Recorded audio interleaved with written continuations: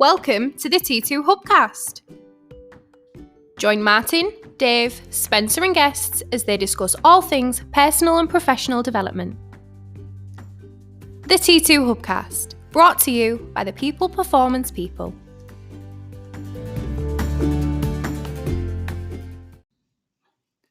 So welcome to another T2 Hubcast with me, Martin Johnson. And today I've got a special guest, which I've been excited to get into the Hubcast room. It's Mark Minichiello of Hull FC. So Mark, welcome.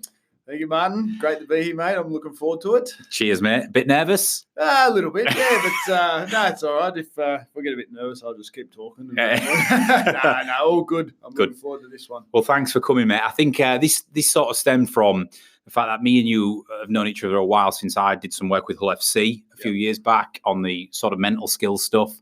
You was always an avid learner. I think you've got a thirst for knowledge. You've had a fantastic career. And for those who don't know who Mark is, in terms of some of our clients, Hull FC are a professional rugby league team in the north of England.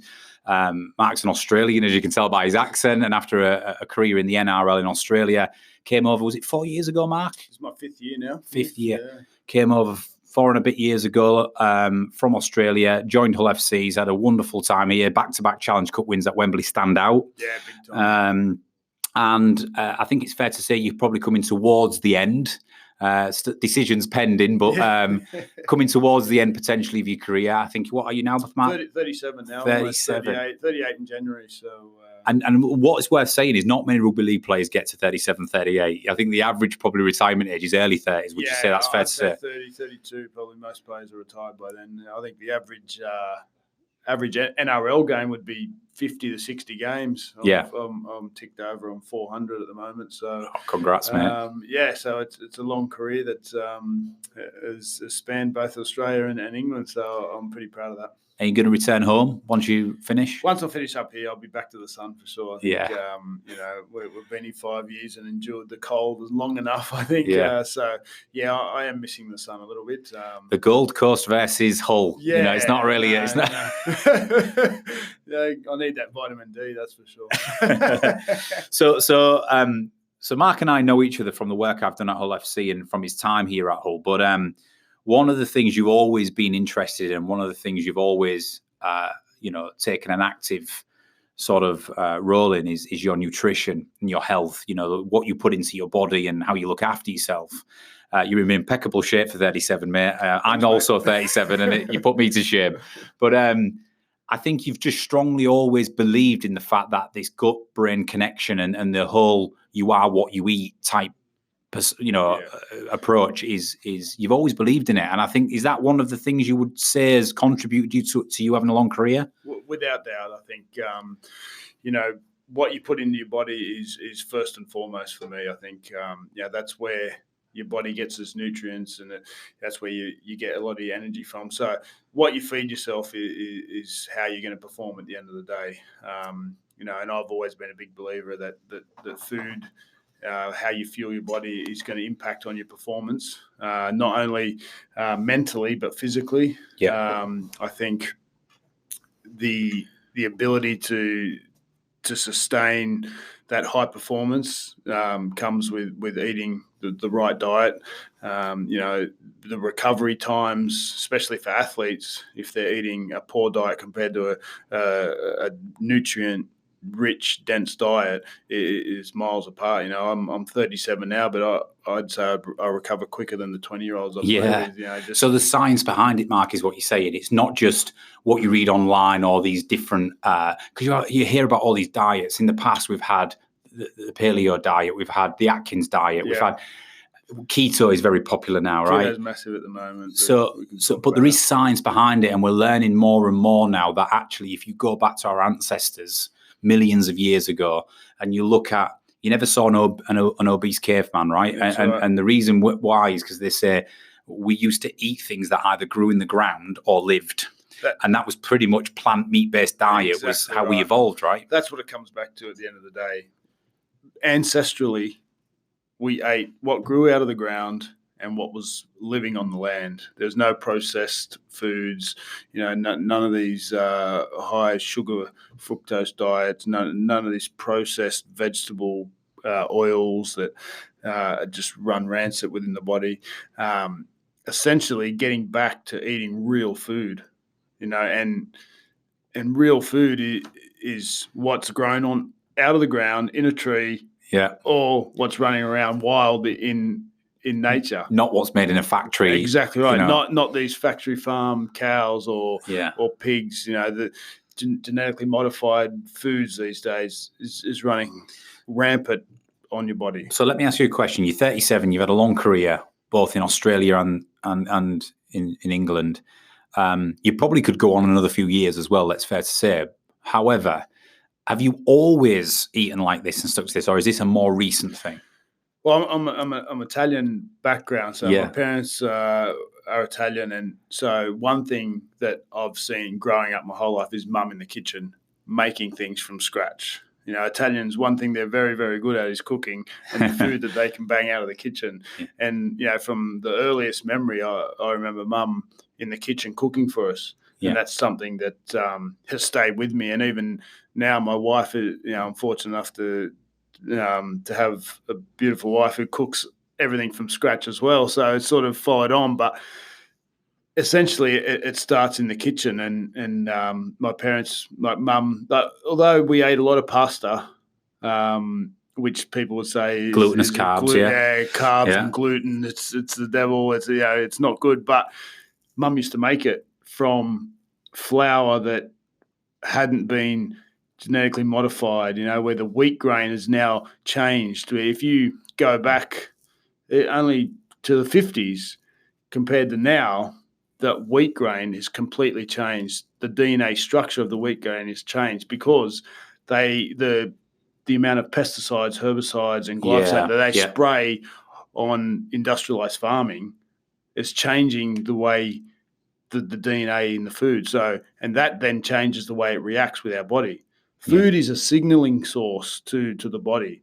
Food drives everything. So coming back to sort of what we, because it's a bit of fascinating background as to where the origins of your sort of your ways come about, and it stems from as a child, obviously eating fresh and mother always cooking, etc. I think about my own kids now, Mark. I've got 3 kids, and do we sometimes feed them processed food? Yeah, we do. Do we sometimes give them convenience sandwiches for the lunch? Yeah, we do. Am I conscious that you need to find the balance or start tipping that balance? Yeah, I am, because it makes a real difference, and the science is now coming around. I mean, we've got. I'll link this into it. A lot of our listeners know that I suffer from Sjogren's syndrome, which is an autoimmune condition, and you can link that to inflammation in the body. Now, inflammation in the body comes largely from the foods we eat, primarily, right? Definitely. So I've gone gluten and dairy free since being diagnosed. It significantly reduces my symptoms, but I can't help but thinking, what if I went dairy and gluten free 10 years ago? Would I even have it? Who knows? Yeah, I'd say you wouldn't. No way. I think the amount of Mark's just trashing the place. Keep going, Mark. I'm just dropping the mic here. Sorry about that. There we go. We fixed up. Sorry about that. Keep going, mate. Right. Yeah.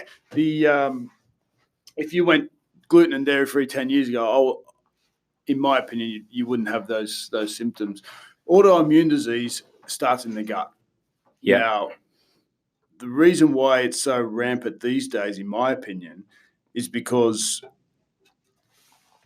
everyone's gut flora, their microbiome, the bacteria in your gut is being decimated. One, by way too many antibiotics. Yeah. Right? The antibiotics just decimate the bacteria in your gut.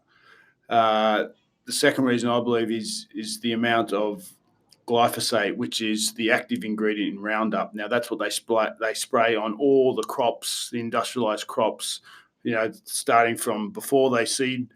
They kill off all the weeds in the soil. Then they spray again when they seed it, so all this is in the food. So they're doing it to actually preserve the food growing, but what they don't appreciate is they're killing off or they're poisoning the food as well. They do that. That's exactly right. So the way food gets their nutrients is from the soil. Soil is a living organism. That's where fruits and vegetables derive their minerals, vitamins, nutrients from. So if you kill the soil off by spraying all these pesticides and herbicides, glyphosate being the main one, it's the nutrients aren't getting from the soil into the plant, into the fruit or the vegetable. So therefore, we're left with nutrient deficient vegetables. Yeah. Which is why this big craze now, Mark, is you've got to buy organic, buy from a farm, not from your supermarket. Exactly buy your right. meats and your vegetables from a farm. But going back a step, so we need to. So glyphosate is water soluble. That's the problem, because once it's sprayed, it rains. It's in the air. It's almost everywhere at the moment. So what glyphosate does to your gut, it kills the bacteria. So the way they get around glyphosate saying it's not damaging to the human is they say it only kills bacteria. But the problem is you need some of the bacteria, right? We are more bacteria than we are human cells. There's 100 trillion bacteria within our body, and majority of that's in the gut. That's 10 times more bacteria than we are human cells. Yeah. So to say that glyphosate doesn't harm the body or harm the human is wrong, because everything's derived from the gut and the bacteria. Our hormones are made in the gut, through the gut-brain axis of the vagus nerve. Every hormone, not every hormone, but a lot of the hormones are produced in the gut, which then sends to your brain, and that's how it all goes. So if you are eating foods that are deficient in nutrients, that have pesticides and herbicides on it, that are killing gut bacteria, then all of a sudden you get something called leaky gut. Yeah. Now, if you got leaky gut, which I believe a lot of people do these days, it is the lining of your gut opens up slightly, and undigested proteins can get through to the bloodstream, and that's when autoimmune starts. And autoimmune is just like a tipping effect. We absorb toxins from the environment and foods and just everyday life. There's toxin, you can't get away from it, but it's a tipping effect. You're filling up the cup every day. Yes, the body can detoxify, but once those detoxification pathways are blocked, you can't detoxify as well. Then all of a sudden your cup keeps filling, and then as soon as that cup tips, autoimmunity starts. And that can be something different, like Sjogren's. It can be arthritis. It can be diabetes. There's hundreds of them. Hundreds and hundreds of them. And that's why you're seeing a rampant incline in autoimmunity in our young kids these days. So do you think, Mark, it's an epidemic? Do you think 50 years from now, 40 years from now, our children as adults are going to live in a world where the impact of our diet and the impact of this manufactured foods like sugars and carbohydrates and pesticide sprayed foods, it's going to lead to an epidemic of illness? Do you think that? Unless we educate and we start changing? Without doubt, we need to. Now's the time to stand up and start to educate and can it be reversed, shift. Mark? Can it be reversed? Because how would you answer the argument of, and I know this firsthand myself, since having autoimmunity, I've gone on a meat and vegetable diet. Mm-hmm. If I have carbohydrates, I have potatoes and rice because they're non-glutinous. Mm-hmm. I still have my treats, right? Yeah. I still drink a bottle of wine on a weekend but in moderation, I've more or less cleaned it up. But it's bloody expensive. Now, I can afford it, right? Yeah. How would you answer the question of the working class family on benefits, or who have to buy 5 packs of ham down the supermarket and 3 loaves of bread just to feed the kids this week? Yeah, well, that's the massive issue, isn't it? Is that a societal thing? Yeah. How can we change the mentality of society to get back to eating real food? We've got to make it affordable and accessible, right? You have to make it affordable, and I'm a big believer that, yes, you need to buy organic, but for the average person, that is not sustainable long term, is it? So we've got to just start taking steps. Just start to eat real food. So just start to eat your fruit and vegetables. They might not be organic, but you're getting into that habit. Right, I'm with you. So this is the first question I wanted. As much as you, because you're all or nothing, right? You're so into this, and you can see in your physique and in your career, and you're so into it, you go 100%, right? But for the average person listening out here, would you say that step one is to ditch the processed food, ditch the sugars, and just start eating vegetables and meats, even if it's supermarket vegetable and meats that have been sprayed? Yep. That is better than eating sugars, carbs, sweets. 100%. The two main things that people should cut out of their diet: refined sugar and your polyunsaturated fats. So just explain what you mean by that. So, examples. So your vegetable oil, so your rapeseed oil, your canola oils, your all those cooking oils that have over the last, say, 50 years have come in to replace butter and olive oil. They're the good. Olive oil and butter are the good fats that you need.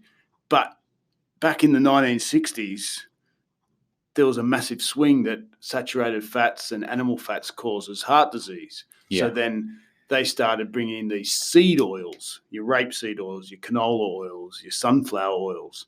But these are chemically unstable. The processing that goes into getting the oil out of these seeds, it's highly refined. It's under enormous pressure, enormous heat, and the chemical structure changes. And it's not too different to when you look at it to plastic. It's only one molecule away. Yeah, and you imagine that inside your body with your gut trying to process that. The margarine, these things are toxic to your body because what happens at the cellular level is you need the fats they go into the cell to help the cell make energy. But we're not used to these different types of fats that are chemically unstable. Yeah. So it's oxidation. So you would say, apart from go meat and vegetables, of course, but change your vegetable oils and your rapeseed oils for your olive oils, coconut oil. Yep, coconut oil is right. So butters, organic butter. Yeah. So the best things to cook in my opinion, are without doubt olive oil. Olive oil is number one for me. Dress all your salads with olive oil, bit of salt, olive oil, some vinegar, and you've got a perfect salad dressing there that'll lift the salad. Olive oil you can cook with on a low to medium heat.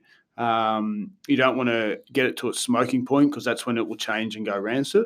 So the cooking point for olive oil, I think, is about 190 degrees. So you can still cook at a low to medium heat in the oven with olive oil, dressing all your vegetables. Yeah. Perfect. Coconut oil is a good one. We use coconut oil. I mean, I find it adds a little bit of sweetness taste to your vegetable mix as well. So olive oil is a monounsaturated fat. Coconut oil is a saturated fat. So those in the keto diet world would be using a lot of coconut oils and butters because they're saturated fats. Do I think ketosis long-term is good? I don't. I think you got to cycle it. I think it will definitely help mental clarity and definitely down-regulate all your inflammation in the body. But yeah, I think long-term you should cycle that. So another one for you. Outside of vegetables, I know you like to get carbohydrates from vegetables. Yes. Let's say outside of vegetables, if somebody wants something to fill their meal, I talked about potatoes and rice rather than the glutinous pastas, breads, pastries. Yeah. What would you go with? I'd go with more like a sweet potato. Yeah. Potatoes are right. White rice is good if you need to fill a meal. But predominantly all vegetables are carbohydrates at the end of the day. Your broccoli, your cauliflowers, your long stem broccolis, your beans. You should be having large portions of vegetables. They should predominantly fill your plate. The meat portion of your plate should only be a quarter of your meal. And if you think about the Western world, it's completely the opposite. We have a huge steak and a little pile of veg. Yeah. If you're lucky, and it's completely the opposite, right? But I find that people don't really know how to cook vegetables, and that's a big issue. How to make vegetables tasty. It's simple. If you could just chop, say, some beets, potatoes, sweet potatoes, some capsicums, and you chop them up and you just dress them in olive oil, soak them in olive oil, salt and pepper, maybe some paprika to give it a little bit of a lift, and just throw that in the oven for 20 or 30 minutes and let that all crisp up. Bring it out, and it's delicious. What I mean? Just simple little cooking tips that people are so used to just boiling their vegetables. Yeah. They boil it so much and it's got no flavour and it takes all the nutrients out of it. But just simply cooking in a pan on the stove with some butter and dressing it with olive oil, or if you want to use coconut oil, you know what I mean? Just cook fresh. Just cook fresh food. So, all right. So moving it on a little bit, in terms of your experience, I mean, you've always had experience in professional sport, which again, nutrition and physical ability is at the forefront of everything you do. Most people work in an office or in a job or whatever it might be, or driving a car, or, you know, so, but it's still important, isn't it? It's still important if you want to have focus and concentration and no brain fog or fatigue, and you're not relying on that piece of chocolate and mid-afternoon coffee to pick you up.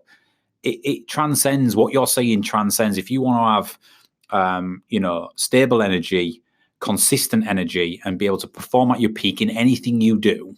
What you put into your body matters, and I see in the workplace. Let me just throw a few in here, Mark, and get your views on a few things. In the workplace, people rely heavily on caffeine. Yep. I love a coffee. I love caffeine. Everyone loves a coffee, don't they? I have one in the morning, and if I do have a second one, it'll be sort of early afternoon after my lunch. Mm-hmm. But I try and restrict it to 2, and I definitely don't have caffeine after 4 p.m. because it affects my sleep. Yeah. Some people are fast caffeine metabolizers, other people are slow metabolizers. So the fast metabolizer will probably not be affected if they have a coffee after lunch. But I would say don't have coffee after 2 p.m. because coffee has a half-life of 6 hours. Yeah. So then it is affecting your sleep. Whether you think it is or not, it will affect your sleep if you're having coffee at 2, 3, 4, 3, 4. Or certainly if you're having it into the early evening. Oh, yeah, definitely. I mean, I know people who have coffee, sort of still have a last coffee of the day at 7 p.m. I mean, it's crazy. It's madness. I grew up as an Italian. We always had coffee after dessert. Espresso after your dessert, right? Yeah. But lucky, I'm a fast metabolizer of coffee. I've had my genes tested, so I know that. But yeah, coffee is a big one to get that spike when people. But the reason people get those swings during the day is because they're on a high sugar diet, high carbohydrate sugar diet. So your body's only learning to take energy from sugar. So when sugar is low, it craves it again. You have the spikes. You need that spike. That's why you get the up and downs when you're having a chocolate bar or some sweets. You get that spike in energy, but then you get that massive drop off, and that's 90% of the people these days. They're in that cycle, that sugar cycle, where if you can turn that into use your fats as your fuel. This is what we talk about ketosis. Yeah. How the body can transition from using sugars into using fats and making ketones, which is when your body will just have sustainable energy throughout the day without these drop-offs. Yeah. I'm sort of not full keto, but I would say, and here's a question for you. I'm probably 80% keto at the minute, with a few treats on a weekend, and the odd bag of crisps on an evening. Is that still working for me, or do you have to be all or nothing? No, you don't have to. It'll still be working for me to an extent. Look, if you can eat well during the week, and you're trying to stick to a ketogenic diet and reduce your carbs. A true ketogenic diet is eating less than 20 carbs a day. So I don't think you're probably at that stage, but you're doing a lot. You're doing a lot better, aren't you? Yeah. So you really reduce. Well, so you're going to see the effects, and it's all right. Everyone's human. It's about having a nice life as well, right? And enjoying the things. If you eat well Monday to Friday, just don't go crazy on a weekend. You can't get into that pattern where you think you can treat yourself because you've done 5 days well, and then you just go. And you go on a 2-day bender. You go to Macca's and you're on the drink all weekend, and then think, but I've been good, and it doesn't really work like that. But everyone's human. You've got to let your hair down. You've got to enjoy a weekend. Yeah. So as much as possible, if you can eat well, then your body's going to respond and react better to when you do have those bad days. So caffeine's okay in moderation, and different people have different tolerances to caffeine. You have to just hold the bottom, Mark, so it doesn't do it. And we've got a few minutes left, so I want to ask you a key question. Carbs, you're saying it's okay, but in moderation, and make sure you don't eat the starchy carbs. Yeah, so more your vegetable carbs. Try and get your carbs from vegetables. Through your veg. Yeah. And if you're going to do anything, try and have white rice or maybe sweet potato or something like that. Yeah, definitely. Alcohol in moderation. We haven't got enough time to probably talk about alcohol on this podcast. So, okay, 3 tips for eating on the go, Matt. Now, we've got 5 minutes left. Yep. Most people are professionals. They're working in an environment, what would they're busy, conveniences, they're on the service stations on the road, or they're in the canteen at the workplace. What are your 3 tips for trying to eat more, even if you're not 100% strict, eat healthier, which will serve you well whilst you're a busy professional? Yeah, this is a big preparation. Preparation is absolutely key when it comes to wanting to eat healthy and stay healthy. It's hard these days to eat when you're in the office and there's the corner shop down the road. But if you just prioritize an hour or 2 on a Sunday, maybe don't watch as much TV, but just prep some food for the week. So what I do is we cook more food each night, so then I can take that leftovers with me for lunch. Now, I'm sure everyone has a microwave at work. Not that I like microwaves. I wouldn't use a microwave, but if it's the last resort. But if it's the last resort, it's still better than going down and buying a hamburger or That's a great tip. Luke, my wife does that, Mark.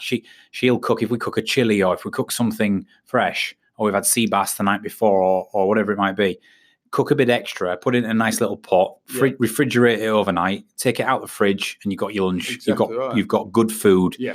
And that's no extra time because you're cooking your meal on the evening anyway, right? Exactly. It's just being prepared to have that little bit extra cooked and taking it with you. So prep is key. Prep is key. That's number 1. Number 2. Number 2, make it a priority.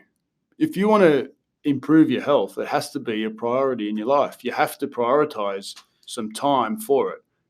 And it will get easier. It's like a muscle. If you're going to train, you got to dedicate some time to training it. But then, at the first time it's hard, second time it's hard, but it gets easier and easier and easier. So if you prioritize some time to get that strength muscle of, I'm going to say no to that takeaway, but I'm going to give time to just prepping so I can have that food at work where I know it's going to be healthier.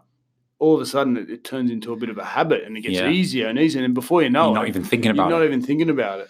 A great tip for me from a nutritionist that I worked with when I was first diagnosed with Sjogren's. She said, "What do you have for breakfast?" I said, "Well, I have one of these healthy breakfast bars." She said, "There's no such thing as a healthy breakfast bar. It's covered in sugar, right?" So I said, "Okay, what do I have?" She went, "Listen, it takes 4.5 minutes. Put 2 eggs in a pan, put it to the boil, go and have your shower, come out, turn it off. Take the 2 eggs to work. Have 2 boiled eggs for breakfast." And that, from a nutritional perspective, over a sugary breakfast bar, even if it's got nuts and oats in it or whatever it might be. So I made that change. I now I boil 2 eggs. You can even boil them the night before and have them ready to take out in the morning. Eggs are perfect for breakfast, right? I eat eggs every day. Yeah. My breakfast consists of an avocado, 3 eggs, some mushrooms and spinach cooked in butter, dressed all in olive oil. That's my breakfast. Now, that gives you a high-fat start to the day. You don't want to eat your carbs at the start of the day. You want a high-fat meal, which will get your brain, it'll fuel your brain. Your brain's 90% fat. Yeah. It needs good fats. It needs its good butter, like grass-fed butter, olive oils, even some coconut oil. It feeds your brain. It gets you ready for the day. Love it. The sugar is just... It's killer. It's a killer. Spiking you from minute 1. So number 1 is prep. Number 2 is make it a priority and it quickly becomes a habit. Yep. Number 3, Mark, with a minute left. Number 3 is... I mean, you felt pretty passionate about sugar throughout this. If there was one thing to ditch, is it sugar? I would ditch the bad fats before the sugar. Would you? Yeah. Only because your body doesn't know what to do with the bad fats. Your body can metabolize sugar if you're training. You can burn it. But still, I'd get rid of those 2 out of your diet. So bad fats is number 3, in brackets, and sugar. I'd classify those 2 together. They are a cause of many, many diseases. Awesome. Together. Mark Minichiello, I could talk to you all day long about this, and I'm sure we're going to continue this discussion offline. We've got 45 seconds left, so I just want to thank you for your time. Whenever you do choose to go back home, I hope I can get you back into the Hubcast room before you go, and we'll maybe do another one. Yeah, sounds great. To think about something we can talk about. But that was really insightful, and you don't have a career like you've had. at the top level without taking this seriously and looking after yourself. So, Mark, thank you very much. Thanks, John. I appreciate you having me. You're welcome, mate. And we'll be back shortly with another T2 Hubcast.